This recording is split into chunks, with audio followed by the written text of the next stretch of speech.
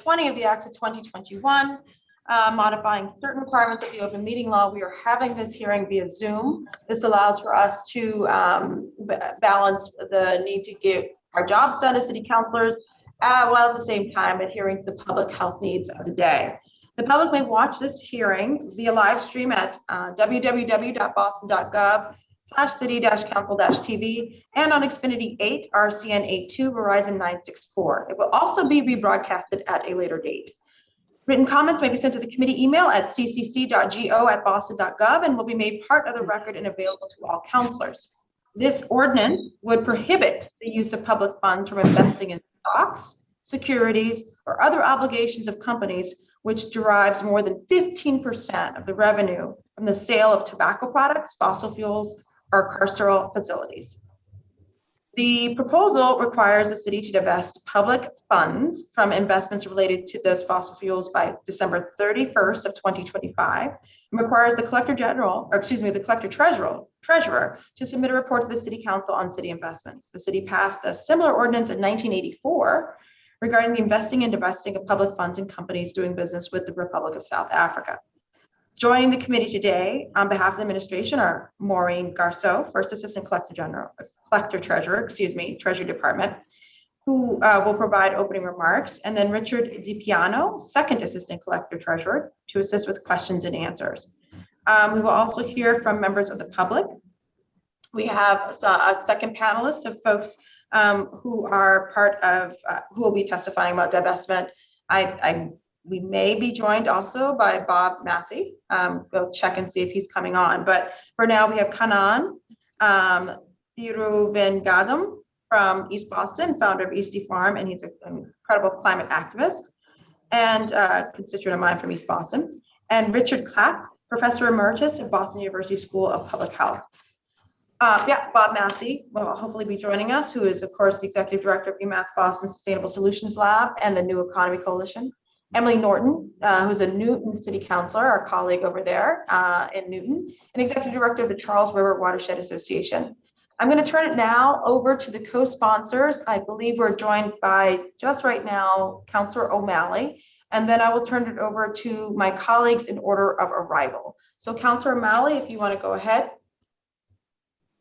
Yes, thank you very much, Madam Chair. I'll be brief because I'm looking forward to get into the heart of this, but I'm just delighted to be with each and every one of you. Can't wait to hear from some of our great advocates and partners in the work. I want to particularly thank Professor Clapp, a constituent of mine who's been a leader on this and really educated me. And the fact of the matter is that, you know, working with you, working with Councilor Wu, working with other colleagues, we've had this hearing, we've done these resolutions a number of times, specifically as it relates to fossil fuel infrastructure. And I wanted to just briefly note in my opening that a decade ago, in 2011, ExxonMobil was the top performing company in the world, and nearly every endowment had invested in it.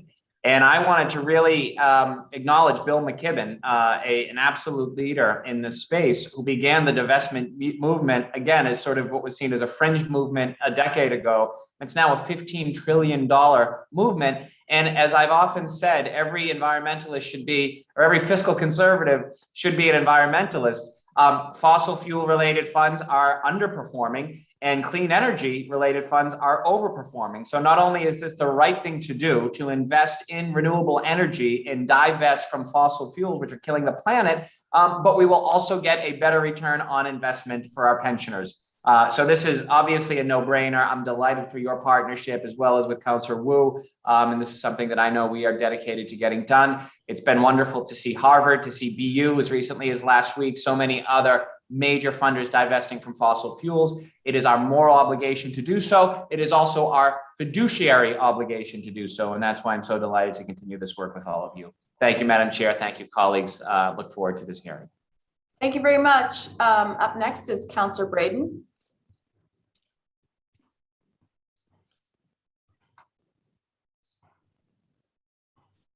Councilor Braden.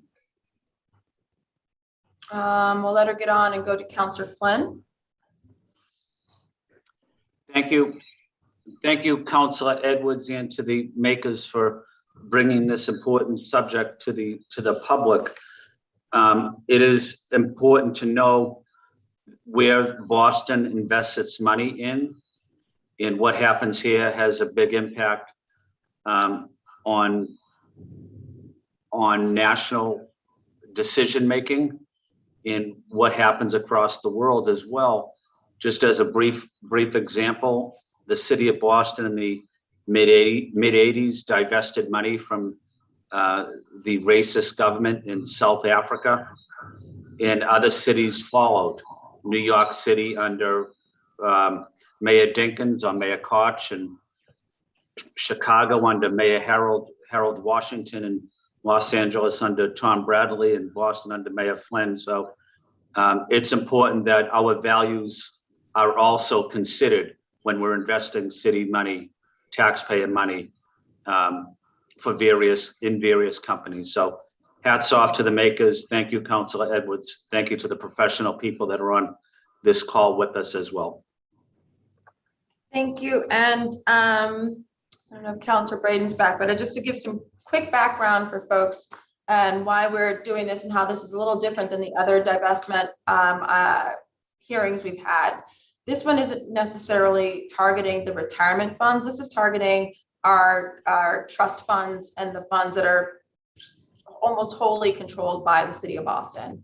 And so that is why this is different. It also builds on something that's already the law, which is we have a tobacco divestment ordinance. And this actually expands on what we're already doing when it comes to tobacco products. I believe it's the tobacco treasury divestment policy exists as it is. So we're expanding on that policy as well. So these are about city funds. And in the Treasury, I'm sure we'll hear from our colleagues from the Treasury Department. There are a lot of trusts in how much money is totally in the Treasury that we have control over, and that would be impacted by this. And I'm sure they'll explain to us the pros, cons, and what we're talking about in terms of real dollars and timeline. But this is something that we need to take very seriously, because we, again, are already talking about greenhouse emission reduction. We're talking about consistently as a city and shifting our moral compass towards building a city that is readily available for climate change and not contributing to climate change. As we already passed a massive ordinance under Madam Alley's leadership for Beardo. We want to make sure that our investments aren't going into helping the oil and fossil industries grow, while we're also trying to build differently and control the emissions and how we move as a city. We don't want to talk out of both sides of our mouths, essentially. And we've taken we've done this before. This is not new, divesting from South Africa, divesting from tobacco products. So this is just expanding the conversation, and I look forward to hopefully getting this done. I'm going to now turn it over to the Treasury Department. And when Councilor Braden gets on, we'll let her do some opening remarks. But we're going to turn it now over to Maureen Garceau for opening remarks. And then I think Richard DiPiano will stay on for any Q&A. Thank you. President O'Malley, Chairperson Edwards, and other councilors on today, thank you. Good morning. Just to follow up on Councilor Edwards, I'm Maureen Garceau. I began as First Assistant Collector Treasurer at the beginning of August. However, I've been with the city in the Treasury Department for 21 years. Here with me today is Richard DiPiano, Second Assistant Collector Treasurer. And Rich has been with the city for nearly 40 years, and the bulk of that time in Treasury. The City of Boston Treasury Department oversees the general fund investments. We do so with overall objectives of safety, liquidity, return, and wherever possible, sustainability. Approximately 35 to 40% of these assets are with the Massachusetts Municipal Depository Trust, MMDT, which is managed and administered by the Commonwealth's Treasury. Almost 11% of these funds, greater than $200 million, are in an environmental, social, and governance ESG investment initiative. The city is also committed to investing in its neighborhoods. The Treasury has achieved this by adopting a community banks initiative. Currently, we have greater than 6%, more than $120 million in these banks. And then when we include our regional banks with a presence in Boston, that percentage increases to just shy of 9%. These deposits are fully collateralized to mitigate risk to principal while receiving a competitive return for this type of investment. The overarching standard of care that we use is the prudent person standard, which results in sound investment policy. And although it's not investment related, but it is a recognition of our need to act upon energy and climate resiliency projects, the city issued its first green bonds last year in excess of $32 million. Additionally, we issued social bonds last year, providing $35 million for affordable housing projects to be carried out by the Boston Housing Authority. With that, I'll turn it back to the chair. Thank you very much. I will go ahead and see if any of my colleagues have some questions right now. I had a couple, but I'll check with the lead sponsor, Councilor O'Malley, if you had any questions. Not right now, Madam Chair. Thank you. And thank you both from the Treasury Department. Councilor Flynn or Councilor Braden? No questions right now, Madam Chair. Thank you. Hi, Councilor Edwards. I don't have any questions.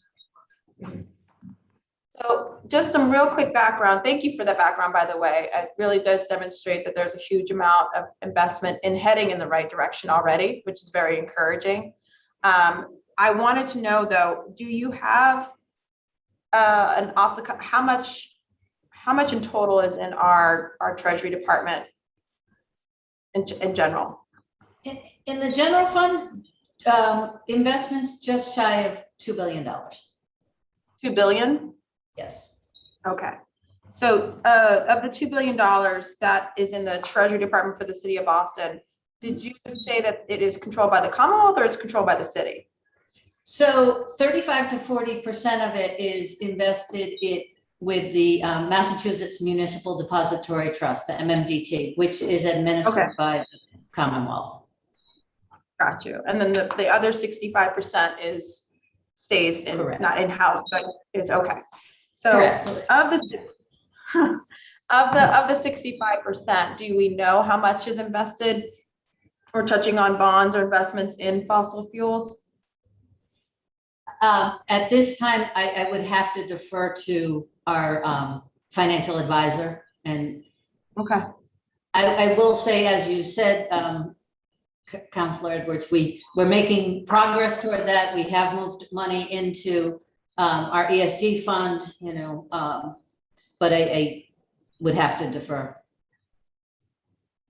To a financial advisor who's to our financial advisor. the company is not on today, right? They are not, no. Okay, that's fine. That's fine. So 65% of $2 billion we know is within the city's kind of investment control portfolio. We could get maybe in a working session or in another hearing, or maybe we could just submit some questions directly for the specific amounts that we think or estimate. And understanding how investments work, it's not like it just says fossil fuel and money. It's a whole grouping amount. I'm very keenly aware. I'm also keenly aware to get that number. It's not going to be a simple, control F and all of a sudden you have that. I'm very clear about that. I would at some point though, maybe we'll together write to the financial analysts, because this is not just for me, but I'm pretty sure some of the panelists that we have may also have some pointed questions that would be better suited for the analysis, the financial analysis. So what we'll do is we'll keep those questions and send that formal request and hope, within 30 days or something like that, that analysis could be done. Just to be fair to you and Richard, just, thank you for being here today. For some reason, I see a hand being, sorry, Councilor Wu has joined us. Going to have her come in really quick. And then, so one other thing. So we have about, so in terms of then the questions around the timeline to remove from those investments, we have like December 31st, 2025. those are questions that would be best suited for the financial analysts. Like if we were to move, how much gets moved and by what time frame? I think that's a fair assessment, Chair Edwards.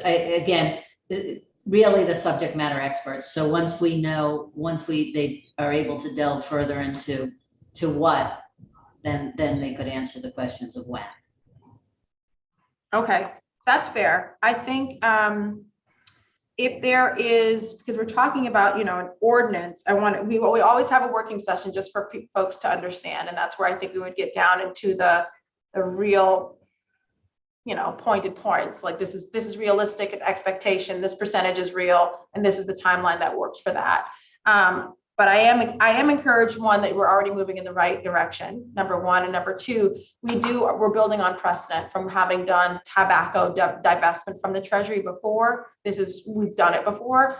And then also, I think in general, where there's places now, more places, as Councilor O'Malley noted, where the money could be reinvested and still get a good ROI. So I'm going to stop there. I'm going to turn it over to Councilor Wu if she had any opening remarks as a lead sponsor. Councilor Braden, we had skipped over you before too, if you wanted to follow after her. And then we'll go to the panelists. And thank you, Maureen and Richard. Councilor Wu. Thank you so much, Madam Chair. Apologies, I'm a little bit in transit still, so we'll be off camera for a while. Just wanted to thank you for your leadership and really excited that this conversation is ongoing. Of course, we're in a slightly different context now as more and more large institutions and major players commit to and start implementation of their respective divestments as well. So we are in good company, and that not only means that the examples and best practices are there, but that the financial instruments in which to invest our money are now shifting to accommodate this new demand for clean, green and socially sustainable and just investments. So looking forward to getting into the details, but we are continuing to move in the right direction as a society, and we always want the City of Boston to be leading on that front. Thank you so much. Thank you. Councilor Braden, did you want to say anything briefly? We'll go to the panel. Thank you, Madam Chair. I'll keep it really brief. I really welcome this conversation. I think there are so many new opportunities to move investments into some more socially sustainable and environmentally important investments. So I look forward to the conversation to learn more, and thank you for chairing this very important hearing. Thank you. We're now going to go to some of the panelists. I'm going to just call the first three up. I have Kanan, Richard Clapp, and Bob Massey. So Kanan, if you wanted to start, you should be able to speak. Thank you, Madam Chair. Are you able to hear me? Yes. Great. Thank you. I'm not sure if I'm supposed to be on camera or not. Sorry, that's my technical mistake. You should be good shortly. Okay, there you are. All right. Thank you. Good morning, everyone. So really excited to have this conversation. My name is Kanan. I'm in East Boston, as Councilor Edwards said, I'm one of our proud constituents. And thank you all for facilitating this conversation and having it with the seriousness of the tone that it deserves. So we've heard the expression, right? We've all heard it. Can you put your money where your mouth is? Right. So we have talked a lot about this body, the City Council has said climate change is a public health emergency. And when we are in an emergency, we have to act like it. Otherwise, regular people don't get the sense that we're in an emergency. And it's actions like this that make people pause and take notice, because you're moving money. That must mean you're serious, right? So that's when people know that this must be an emergency. We talk about carbon-free Boston. We talk about Birdo, and we talked about climate-ready Boston, local wetlands ordinance, and Councilor Wu sponsored something called the Good Food Purchasing Plan, and even that cuts across several sections, and one of those sections is when buying from socially and environmentally responsible small buyers that are local, you're also investing in good climate. So all of these things that we talked about, this divestment that we're talking about is exactly how we put our money where our mouth is. Divestment is a good thing, not just because you're taking away from something that's bad, which, as we all know now, have to recognize fossil fuels are bad. There's just no question about it. We're just too invested in a system that is built on carbon. It's a carbon intensive economy. That doesn't mean it's a good thing. So we have to kind of hurry up and get out of it, right? And divestment is a tool for doing that. And every time we come up with a new idea, people say, oh, that's a great idea. That's just so super. But how are you going to pay for it, right? And this is one way. When you take the money away from bad things, you can use it for good things. So you are getting double the benefit when you take money away from fossil fuels, because now you've stopped doing the bad, stopped doing the destruction. And instead, that money is available as a powerful tool to invest in building a new world. And we've had fossil fuels for what, more than 150 years. And now it's very stable. We all know how it works. And it works in the present, in the short term. In a myopic sense, it does. And we have to give the new world of clean, renewable energy a chance. And that has to mature as well. And if we don't start soon, we will always be using excuses like, oh, wind is not energy, it's not reliable because it's not always blowing, sun is not reliable because it's not always shining. And as it happens, we're building a geothermal greenhouse in East Boston right now, and doesn't rely on sun, solar or wind, but it's going to be clean, renewable energy to create a space that's warm in the winter and cool in the summer. So the solutions are available as long as we're willing to invest in them. And the way to create that money is by divesting. So I'll say that much for now. A quick question. I heard the figure $2 billion, and I heard that 35 to 40% may be invested in a state fund. That decision to invest in the state fund is ours. So we still are responsible for the entire $2 billion. And it is at our disposal, it is at our discretion to take the money out of anything that we've invested in and put it in anything else. Nobody else controls it, we does. Is that correct?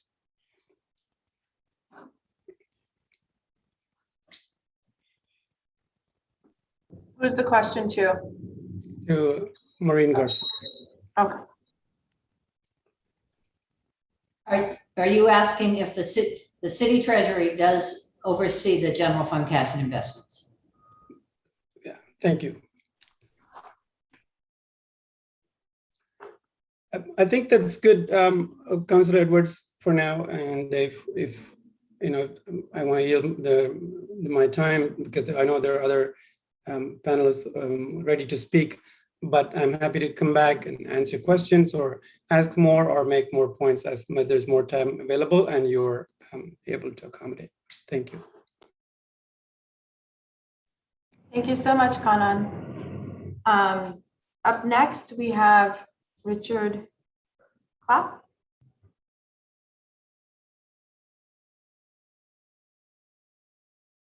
I think you're muted, Dick. Yeah, I think I just unmuted. I hope so. Can you hear me? Yep, apparently so. So thank you for this chance to say a few things. I spoke about this a year and a half or 2.5 years ago, and I think similar discussion at City Hall and chaired, I think, at that time by Councilor Edwards, but also I know Councilor O'Malley, who I admire and respect and have for years, 10 years, as a matter of fact, for taking leadership on this issue. And I think I said what was the primary concern I had 2.5 years ago, which is public health.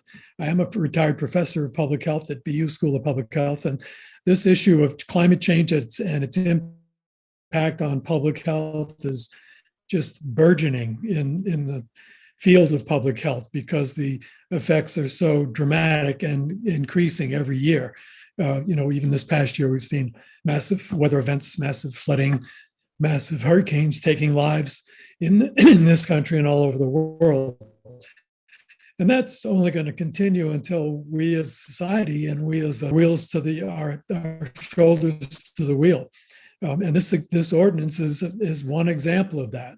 It's not earth-changing by itself, but it certainly is part of the global movement. Councilor O'Malley mentioned that it's now close to $15 trillion that have been committed to divestment by various institutions around the world.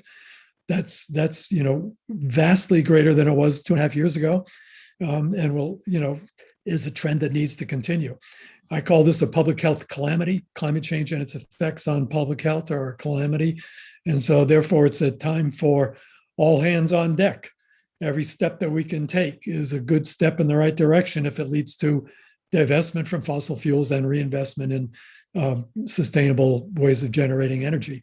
So I commend the council. I commend councilors O'Malley, Edwards, Wu, and others who have brought this forward and are continuing to bring this forward.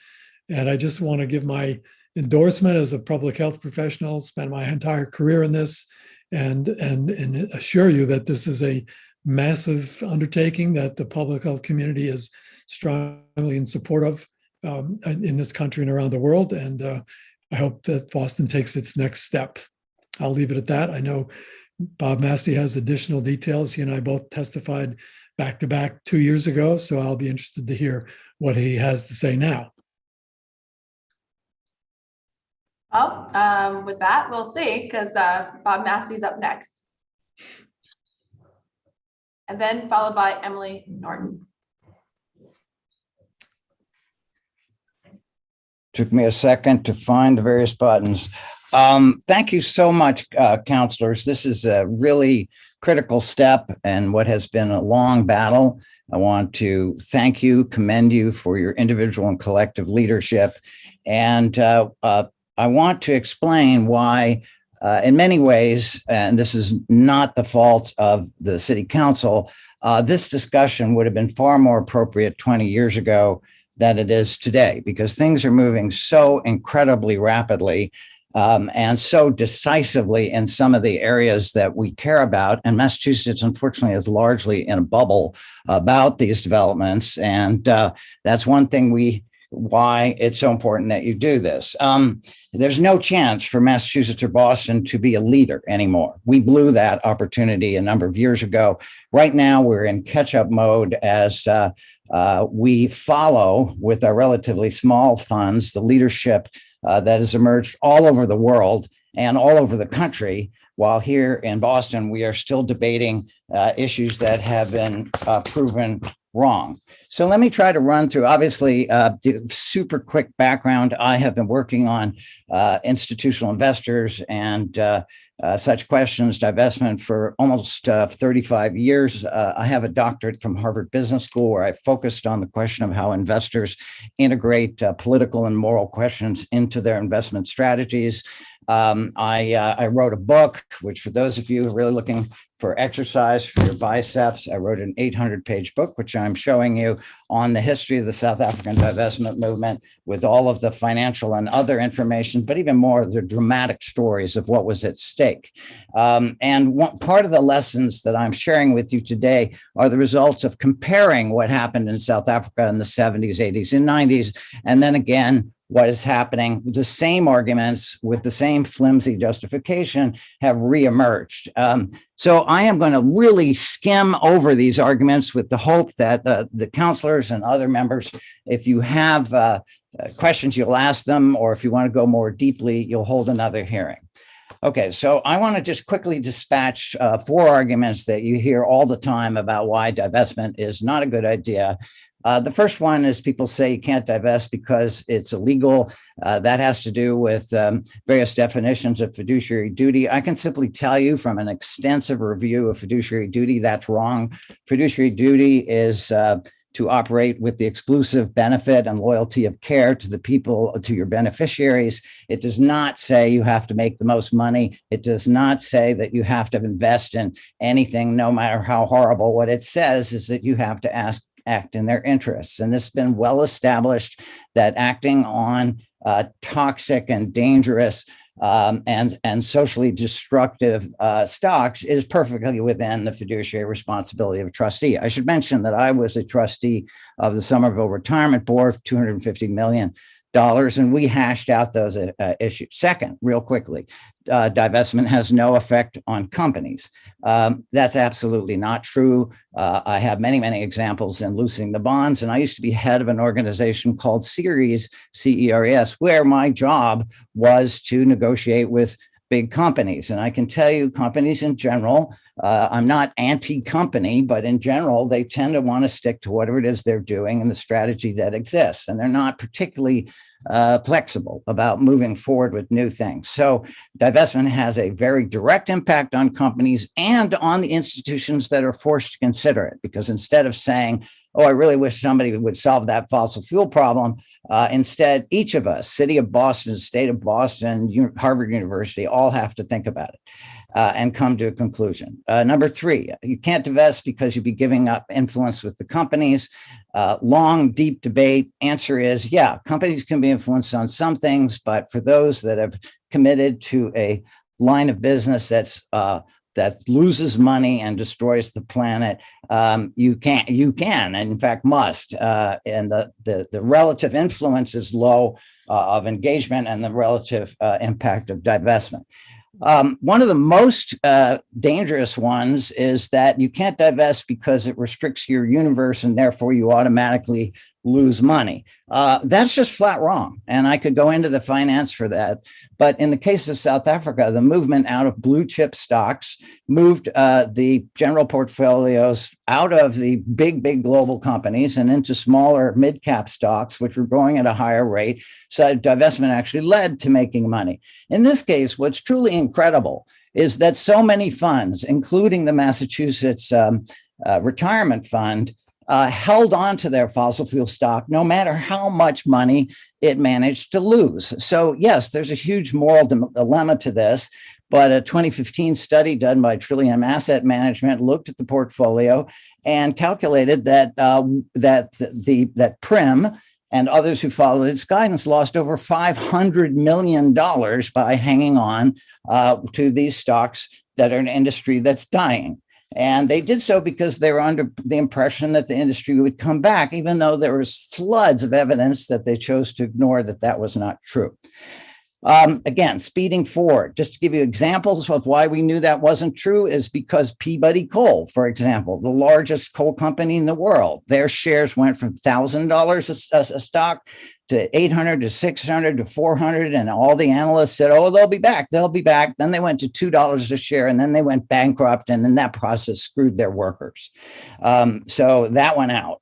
We had the boom bust of fracking. We have Arctic oil that lost billions. Shell alone lost $9 billion.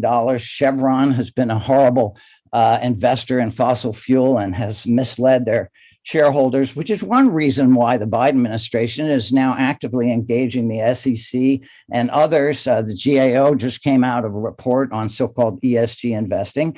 And it's not just that this was okay and people just did it. It's that there was an active breach of fiduciary duty and losing millions of dollars, even though the signs were coming up regularly that this was a dramatic change in the markets. So just to try to finish up as quickly as possible, we have a huge opportunity. First of all, it's cleaning up our mess that needs to happen here. We should have no money in fossil fuel because fossil fuel is dying.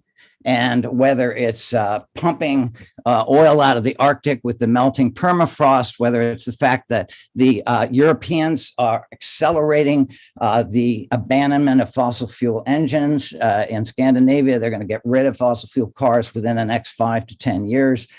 These things are sweeping the world. In addition, the biggest investors in the world have already, Massachusetts is a tiny little blip compared to BlackRock with its $7 or $8 trillion, State Street with trillions of dollars, sovereign wealth funds, the Bank of England, and a huge number of schools around the world, most recently Harvard, that have decided these are shitty investments that damage their reputation and don't earn money. So again, we need to clean that up because it's so embarrassing that we've held on to these on the basis of flawed or actually, sadly, false information that is held on far too long. And I can back all of that up with a lot of detail. And we're fortunate that in Boston, we have some of the most brilliant and well-informed so-called ESG investors. That stands for environment, social, and governance. Boston is recognized around the world as a leader, but it hasn't penetrated our legislature and only partly the city council. So I'd be happy to provide a lot more data on that. So just to wrap up, we are about to see new regulations come out of the SEC saying that climate information is critical to investors, and they are going, as I understand it, to enforce the disclosure of climate emissions and other key factors so that investors can do a better job of differentiating. That's going to put a lot of companies that we might think of as good companies in a very bad light because they haven't done anywhere near as much as their PR, and they have spent so much time trying to block legislation. That's going to be embarrassing. And the General Accounting Office is just released a major study of why this is critical. So let me wrap up and just say thank you for this opportunity. One thing that to leave you with is in the investment world, there is a supposedly hard line between analyzing things independently, from a distance, and then so-called analyzing things from a quote political manner. But in the case of Wall Street, political things quickly have financial consequences.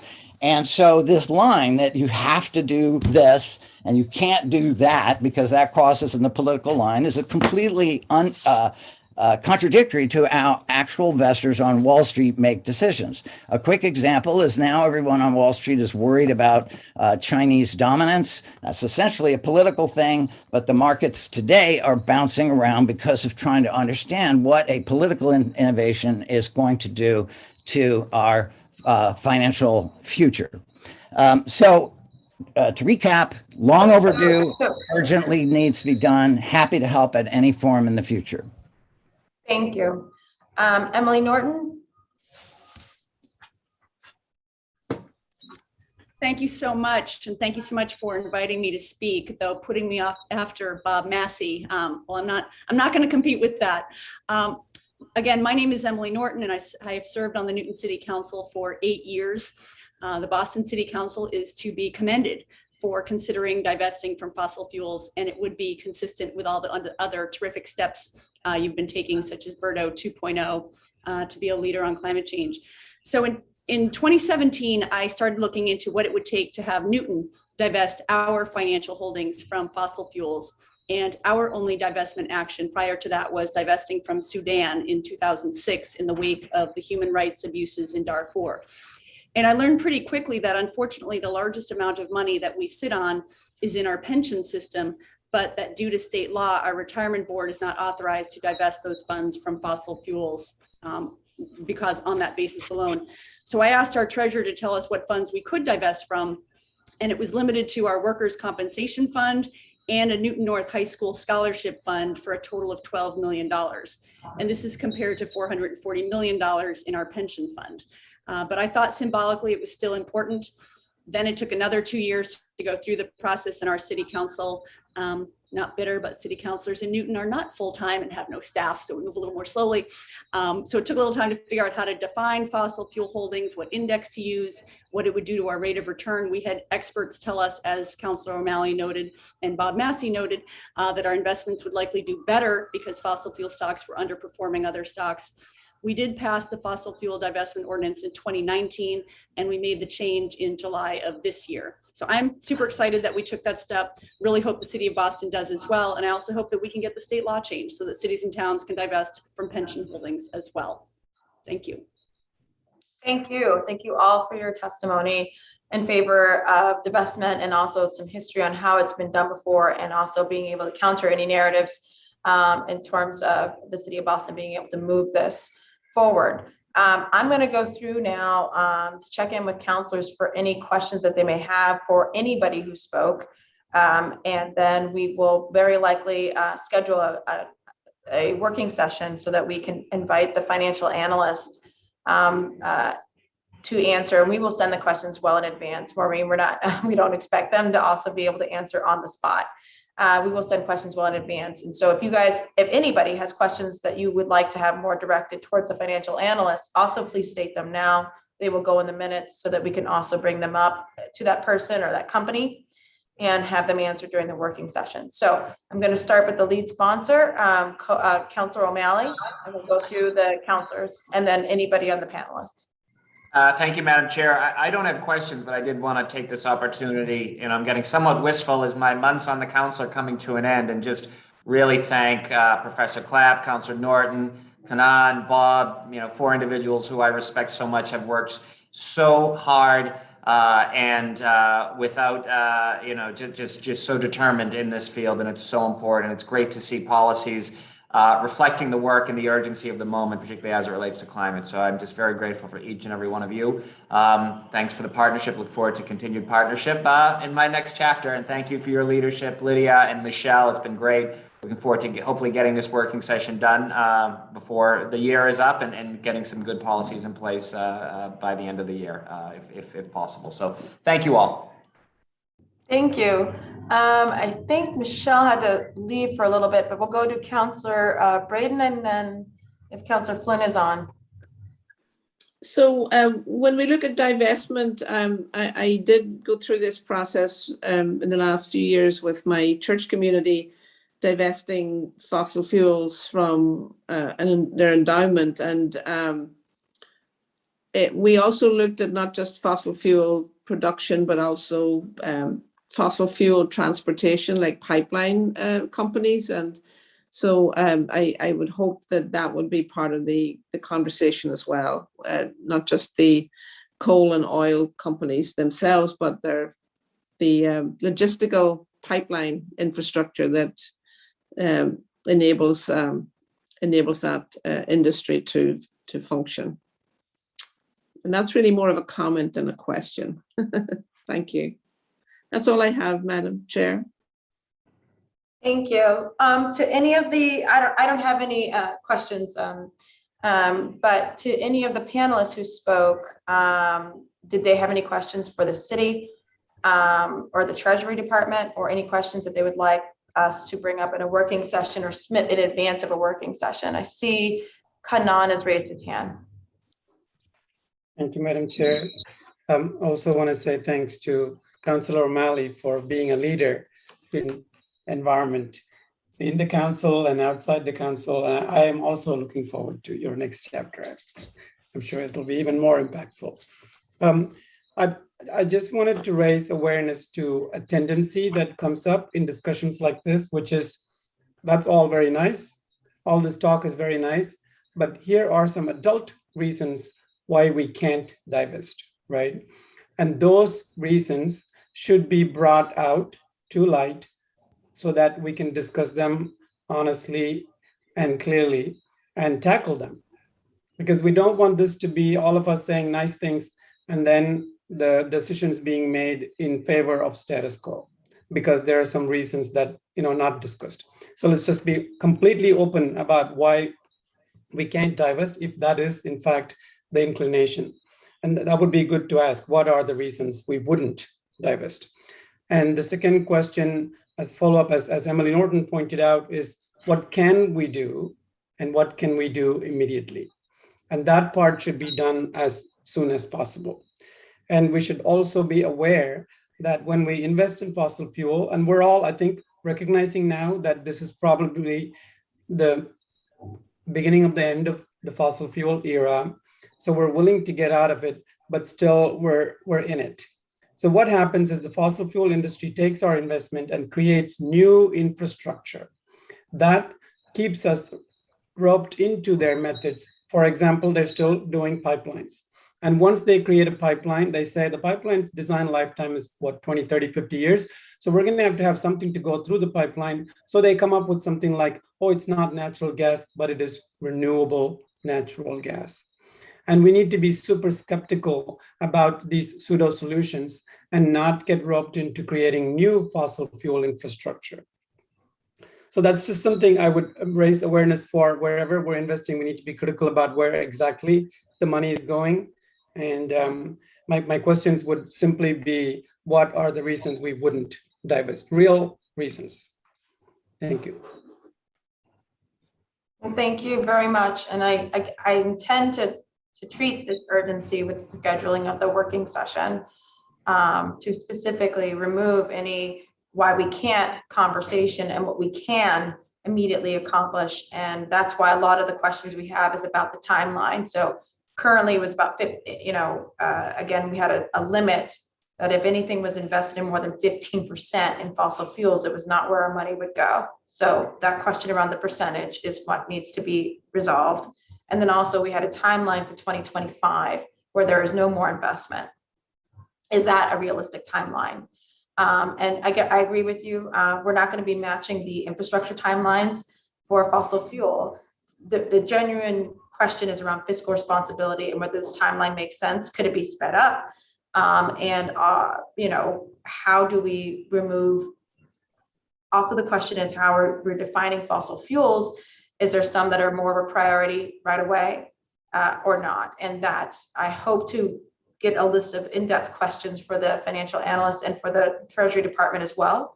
Again, we've heard $2 billion in total, 35% with the state, and I guess back of the envelope math, that's $1.3 billion of city funds within the Treasury Department that is just within the city. So I'm excited, Kanan. I hope you'll be at the next working session to help us, and we will try and bring in some more financial and analysts as well that can help us in this movement. The other question I would probably propose to the financial analyst is how much money has been moved and what was the process and timeline for the tobacco divestment. We are not without precedent, so we did do this before as a city. Bob, do you have questions for the city of Boston? Counselor, I'd just like to point out an issue that really must be addressed if you're going to sort this out, which is that unfortunately the head of PRIM, Joe Connerton, has been sending out bullying letters to others around the state, insisting that any thought of divestment is illegal, that they could be personally held responsible and so forth. Unfortunately, Mr. Connerton, who I think is incompetent, and if I had been fortunate to elected governor, he would be finding other work. The reason I say that is because the letter that he cites, where he says we are not allowed to take such things into account, specifically contradicts him in his direct quoting of the law. And so that's very disturbing. I won't read the whole thing to you, but he cites General Laws, Chapter 32, and basically says a fiduciary, I'm summarizing this very quickly, but I hope you will, a fiduciary should discharge his duties for the care, skill, prudence, and diligence under the circumstances then prevailing that a prudent person, which is referred to, acting in a like capacity and familiar with such manners, would use in the conduct of an enterprise of a like character and with like aims, so as to minimize the risk of large losses. And here's the key 11 words that this man has been ignoring, overlooking, or misleading. So the city council needs to look at this. By, his final words are, quoting from the law, by diversifying the investments of the system so as to minimize the risk of large losses unless the circumstances, under the circumstances, it is clearly prudent not to do so. So what this letter actually says is you can't divest and you have to focus on beneficiaries. That's all great.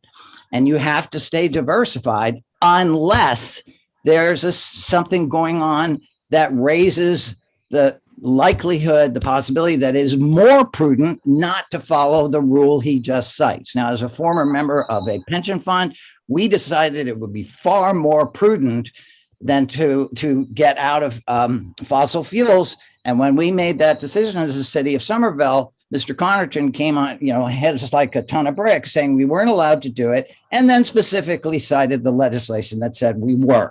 So I would love it if you brought some energy to that contradiction, which has terrified a fair number of local pension funds by saying that they'd be punished when in fact the law says otherwise. Thank you very much, and we will be conscious. We have not heard from him. So we will be prepared if or when he does push on this issue. So any other questions? Emily, did you have any questions or thoughts to add? And if not, then we are going to just go ahead and summarize all these appointed fiscal and financial questions into one letter to the city's analyst, and then invite them to come to the working session. Is that good? I want to thank Maureen and Richard for being here today. Thank you very much. I appreciate it. And to all the panelists as well. I look forward to our working session to hopefully get something done this year. Take care. Thank you, Madam Bye. Chair. Thank you, everybody. Thank you, everyone. Thank you.